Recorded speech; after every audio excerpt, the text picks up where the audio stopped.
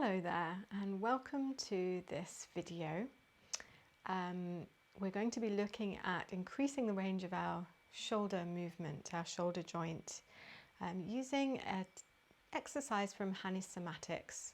So it's a pandiculation exercise and we're going to be pandiculating the four main muscles that control the shoulder joint. So it's the chest muscles, the pectoral muscles, upper trapezius muscle, serratus muscle in the side of our waist, and the rhomboid, which is the muscle in between your shoulder blade and your spine. We'll have a look at it later as we go along.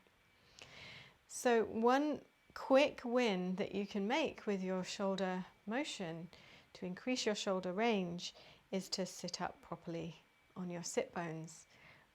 Usually when we're sitting on the sofa, we tend to slump. We tend to sit on our tailbone and kind of compress all our organs and squish everything, and it's not very great for our discs or anything really. Not great for our hips, definitely not great for our shoulders. So if we can roll forwards, anteriorly tilt, forwards tilt the pelvis a little bit so we're sitting on the sit bones and not on the tailbone, it's going to really help our shoulder motion. Also, if we feel that the pubic bone and the tailbone are kind of equally floating up from the surface underneath you. At the moment, I've got 2 yoga blocks underneath me to lift my hips a bit higher than my knees. If you're tall or if you have sciatica, I definitely recommend using blocks on chairs to lift you up and to help you anteriorly tilt your pelvis more easily. It gives you more space in your lumbar spine, so it can really help if you have any back problems or hip problems. So give it a go. Sitting on yoga blocks, good thing to do. So we're going to check out the range of motion in this shoulder joint. I'm going to work on my left shoulder because you might see it's higher than my right shoulder joint because it's had an injury about a year ago. It's still not completely back to normal, although it's getting there. I injured my right shoulder joint about 5 years ago, so you know, this is the way of a hypermobile person. This sort of things happen with shoulders, so we just have to accept and do the work we need to do to get comfort as soon as possible. And thankfully it's comfortable, but you can see it's a bit higher, and that's one way of telling if your shoulder joint is more contracted, is it higher. Sometimes it can be significantly lower. So that's that balance between the serratus muscle here in the side, pulling your shoulder down, and this upper trapezius muscle here in the side, pulling the shoulder up. So let's just have a little look at those two.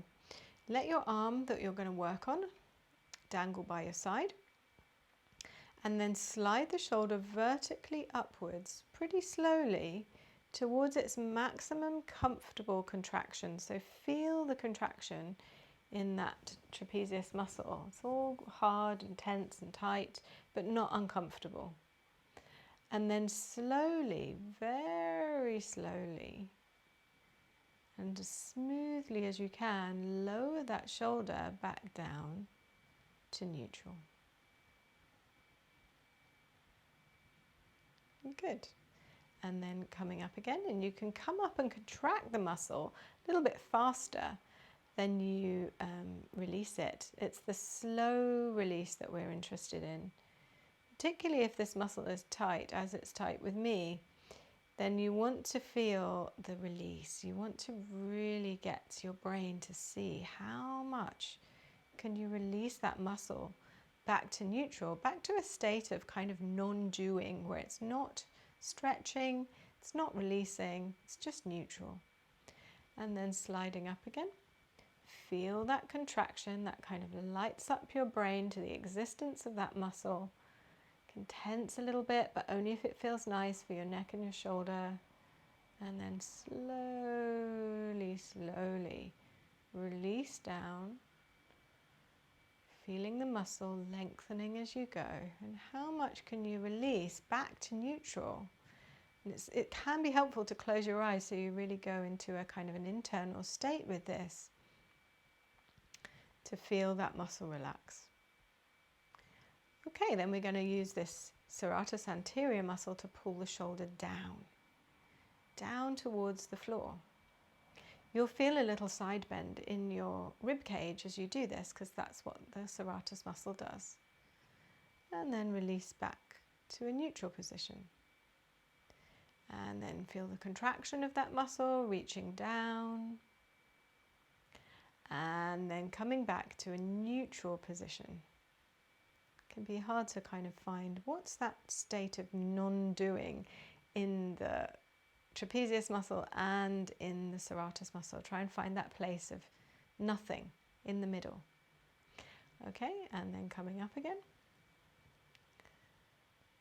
Really sliding up towards your ear, feeling that contraction, and then you're coming out of that contraction. You're listening in for that neutral spot where nothing is happening. And then you feel the serratus muscle start to kick in and pull the shoulder down, and the rib cage tilts a little bit.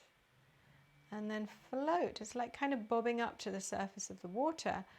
Float that shoulder blade or that shoulder back to a neutral position. That's it. So your brain's got more information about how this muscle, trapezius, and this muscle work together to balance that sense of where you hold your shoulder in relation to your ears. Okay, so I'm going to turn around so you can see me on the side. You don't need to turn around though. So this is definitely a kind of sagittal plane movement.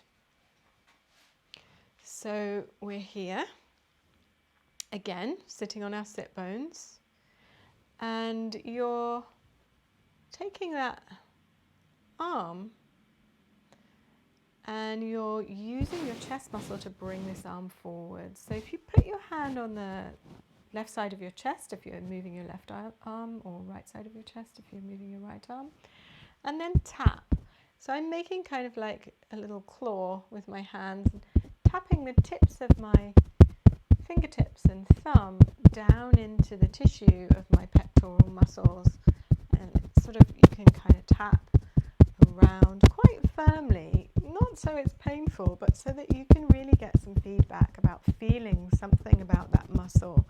So you get that kind of sensory data coming back up your brain of, oh yeah, there's something going on with this muscle.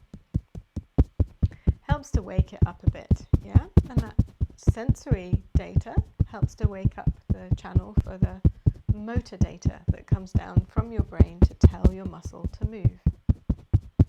Okay, so we're resting there. Let your arm hang. And then you're squeezing that chest muscle. It feels like you're kind of concaving that side of your chest. And then releasing and relaxing and broadening and widening the chest. Then your shoulder will come back to neutral. So you're squeezing the chest muscle, and you can put your hand on it and feel it kind of contracts underneath your hand and hardens. And then releasing back to neutral. Feel the muscle kind of relaxing back to its neutral position, where there's nothing going on. It's not stretching, it's not contracting, it's just neutral. So we're going to do that again. Squeezing that chest muscle, and the arm comes forwards just alongside the shoulder. It just kind of goes along for the ride. And then we're internally rotating that arm. It's a bit of a transverse plane movement, and that increases the tension in your chest, the contraction in your chest. Let your shoulder blade move further away from your spine at the back. And then externally rotate the arm back to neutral so the palm faces you. And broaden and widen across that shoulder joint so it comes to neutral. And then just take a bit of a breath there and just feel, yes, I've released all that tightness that I created in my chest. So you're telling your brain you can contract that muscle, but you can also release it. So one more time, just the chest contracting to bring the shoulder around and the arm with it. The arm's kind of just hanging along. And then internally rotate the arm in the wrist, in the upper arm, in the lower arm, and you'll feel that chest muscle tightens even more. Just kind of have a little feel around there and feel it for yourself. Hold your hand there, and then you'll notice that you can externally rotate and the chest releases a bit, And then you can relax across the chest and brings your shoulder back to neutral position, and your chest releases a lot. And then breathe up into your chest. So you're kind of bringing prana, we're kind of flipping from the Hanna Somatics into a bit of yoga, but you're bringing prana into that side of your chest. Awareness and your breath energy is moving there just to find that extra space underneath your collarbone, in your shoulder joint, up into your neck as well. Just feel that you can really get some space there. Really get some awareness there. Nice. Then we're going to go the other way, and we're going to use this rhomboid muscle that I promised you I'd show. So it's this muscle between your shoulder blade and the spine. It's quite a big, long muscle. Yeah, it runs all the way through the inner edge of the shoulder blade. And checking in that you're using the whole muscle from top to bottom. Draw the whole shoulder blade back towards the spine. Don't think about doing anything else apart from sitting on your sit bones. You want to not be slumped here.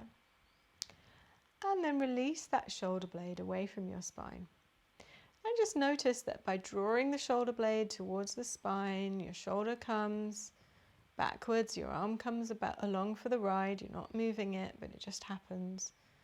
And then the shoulder blade rolls forwards. And you squeeze the shoulder blade. It kind of goes a little bit in and back and down. And there's that lovely opening, even more inside your chest. And then you're releasing back, back, back. Good. And then squeeze the shoulder blade back towards the spine. And this time you're going to externally rotate in your lower arm, your upper arm. If you've got a bendy elbow like me, did you see my elbow bends back? Yeah, you don't want to do that. So pretend you can't do it if you can. If you can't do it, don't worry about this. Just pretend you can't bend your elbow back, and then you'll get more work happening in your upper back.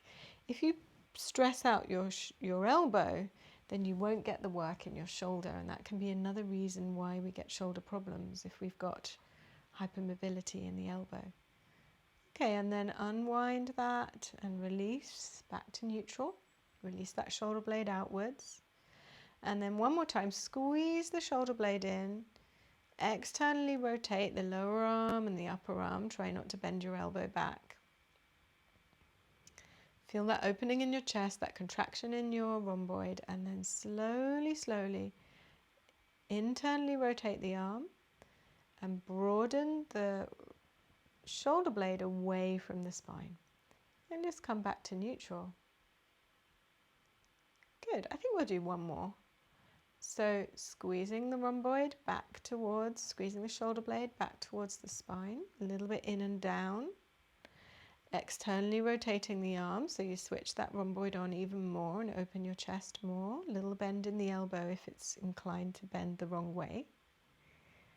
And then internally rotate the arm back to neutral, and then broaden and widen. Good stuff. Okay, I'm going to turn to face you again.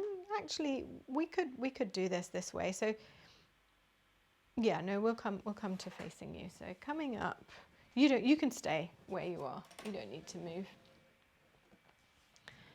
Let's face the camera again so you can see all of these movements coming together as a shoulder circle. So we're kind of linking them together in a circular movement. So drawing the shoulder up towards your ear using that trapezius, rolling it forwards down towards your chest using your pectoral muscles, down towards your hip using the serratus, and circling back towards your spine using your rhomboids. Up towards your ear, we'll just do 2 revolutions. In towards your chest, you can slightly internally rotate. Don't stress the elbow out too much, and then drop down towards the floor and externally rotate. Bring the shoulder blade towards the spine. You might feel clicks and clunks and all sorts of things going on up towards your shoulder, and then just have a rest. So the key when doing these movements is to stay within your comfortable range of motion. So you want to feel the contractions. That's really, really important that you get a sense of the intensity of the contractions, but not so it gets tense and tight and uncomfortable. Yeah, it's a fine line. So stay behind the line rather than going over the line. Yeah. So drawing your shoulder up towards your ear, same shoulder, and then back, squeezing the shoulder blade towards the spine, circling round. And then bringing the shoulder down towards the floor for that serratus, circling forwards towards your chest, and then circling up again. And just noticing for yourself. So we're going back again. What part of the circle is clunky? What part feels a little bit more achy, or not quite achy, but kind of tricky? Yeah, you don't want to go into achiness really. You can go into this point where you feel like, I don't know what's going on here. It feels like an empty space. I'm not feeling like I'm connecting with it. That is your special place, yeah. So it feels really unnerving. But actually that area where you're feeling like empty and disconnected, that's where your work is. If you can connect up that part of your movement, you're filling in this sensory motor amnesia, this disconnect between your brain and your muscle. So those are the gold bits. So if you feel like you're disconnected, or if it's stuck or stiff or uncomfortable, go slower, go smaller, make it comfortable and keep it up. And do the movement kind of regularly, like once every other day or once every 2 or 3 days is a good amount to do.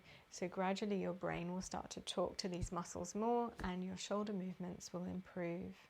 So we'll just try that, checking in with how the arm movement is. So lifting your arm up and just feeling that comfortable range of motion, floating the arm up into its comfortable spot. And you can kind of look to your side and see where that is now. And just check in for yourself if you've got a few more degrees of range of motion. And most people do have. They find, oh yeah, I can lift my arm much easier now. So just try it for yourself. And if there's not that much change, don't worry. Still worth doing. It might be that you just didn't connect with those muscles as much as you needed to, or it might be that there are a few more pieces that you need to think about, and we'll deal with those in another Hanna Somatics shoulder video, so kind of keep looking out for them.